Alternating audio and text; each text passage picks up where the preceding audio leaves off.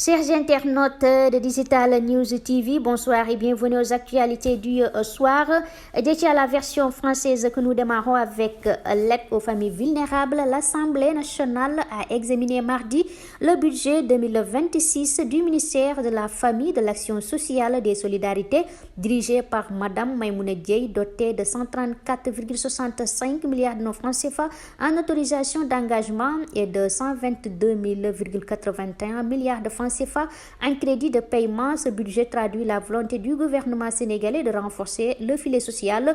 Le programme Famille, Enfance et Protection des groupes vulnérables capte près de 80% des ressources avec plus de 104 milliards de francs CFA, confirmant ainsi son rôle central dans l'action sociale de l'État sénégalais. Justice Ibrahima Ba et son chauffeur obtiennent une liberté provisoire moyennant 550 milliards de francs CFA.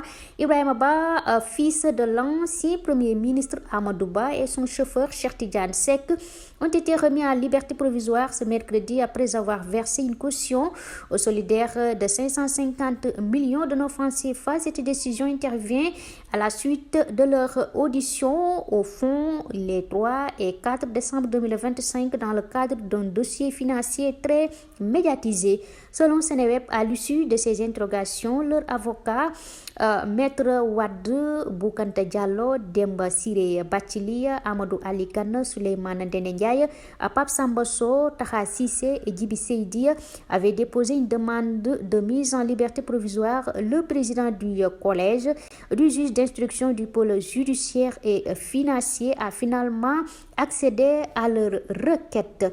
Et puis les actualités hors du Sénégal, on va parler de ce drame. Maroc, 22 morts dans l'effondrement de 2 immeubles dont l'un accueillait une fête. 22 personnes ont été tuées dans la nuit de mardi à mercredi dans l'effondrement de 2 immeubles moins à Fès, grande ville au nord du Maroc, dont l'un accueillait une fête pour une naissance selon les autorités.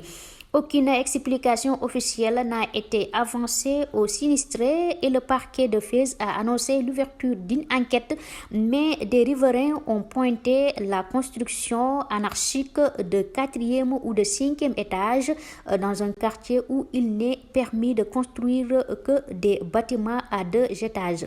Les autorités locales ont précisé que les 2 immeubles comptaient 4 étages chacun. Selon le parquet, l'accident s'est produit peu après 23 heures locales. Toujours, nous restons au Maroc.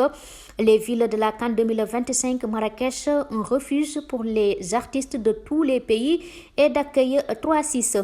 Première ville touristique du pays avec plus de 4 millions de visiteurs en 2024. Marrakech est aussi un non-lieu de la création artistique au Maroc, à côté de festivals internationaux de renommée comme le Festival international du film ou le Foire 154, grand rendez-vous de l'art contemporain. Le tissu culturel de la ville se développe dans de nouvelles lieux plus confidentiels où se rencontrent des artistes de tout le pays et ailleurs.